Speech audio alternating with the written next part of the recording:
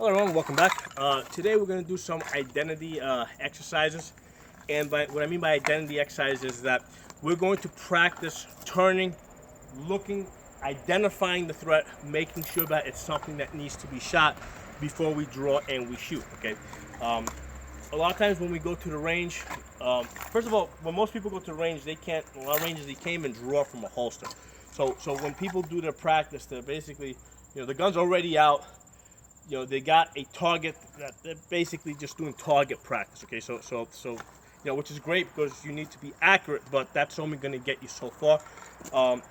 Really quickly from target practice, you need to go to holster drills and be able to draw from a holster safely and shoot. Okay, once you get past that, the next thing is identity training. Okay, you got to be able to basically look, identify something, make sure it needs to get shot, come out, okay?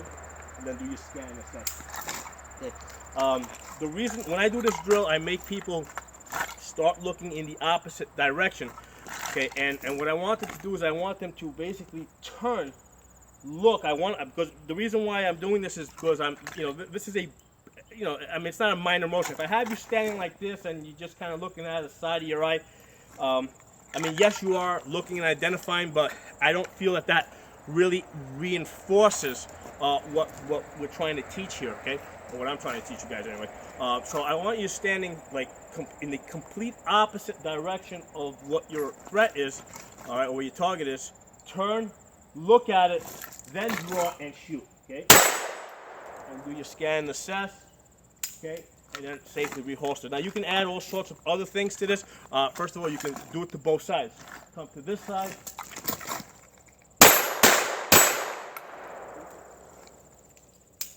Okay. You can do this with, turn, look, cover.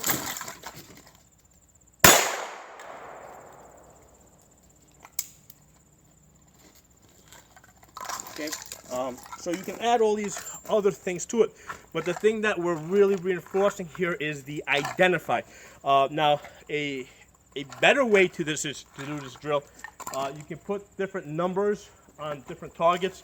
You can put different shapes on them, or you can put numbers and shapes, and you can have your friend or your partner call out a certain number or a certain shape. In which case, when they call out, let's say white, I'll turn around. I'll see the white, then I'll draw and I shoot. Okay, so that's another layer that you can add to this training that reinforces the look, the identify, rather than the just draw and shoot without really looking.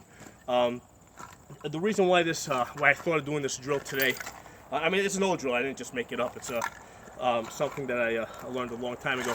But the reason that I'm thinking about this drill today is because there was a case that recently came up where there was a lady who was a police officer. She walked into what she thought was her apartment, but was actually the apartment of her neighbor next door. She walked in there. There was somebody there. She thought this was her apartment, so she thought there was an intruder. So she immediately drew and fired. But the guy was sitting on his couch, sitting on the couch eating ice cream. Okay, so if she had done this type of training where you just look and you identify and you actually, take what's out there and actually bring it through your eyes into your brain, she should have seen that this guy's not a threat. It doesn't matter if he's in her apartment or not.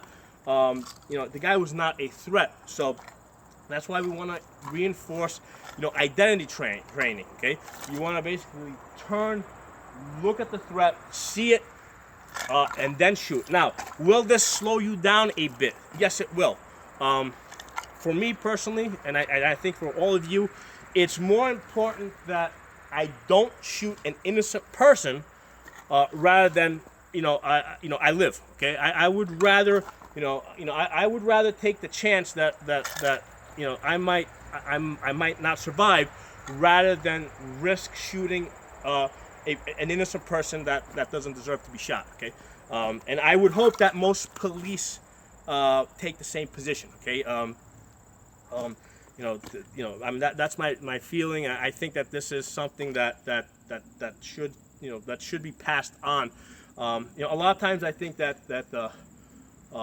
police take the position that they have a saying, the cop must go home. Okay, that's part of the police culture, and I know because I'm a range safety officer.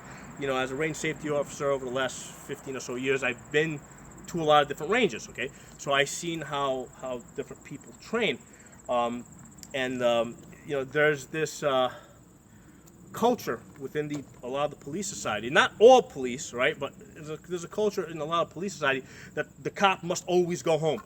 And that I believe that kind of lends itself to that the life of the police officer is more important than the life of the other person who's not a police officer.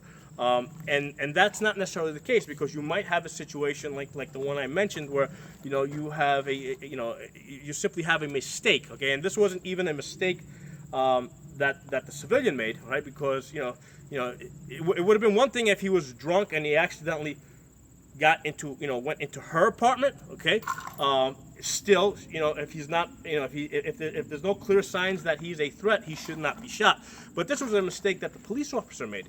She went into his apartment, and because of this institutionalized, the life of, basically the cop must always go home, but the life of the police officer is more important. Because of that mindset and the mindset of, pretty much when in doubt, shoot.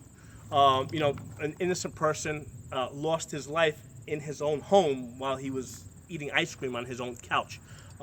So that's why it's really, really important that we practice, these identity drills. Okay, you want to basically turn, look, identify.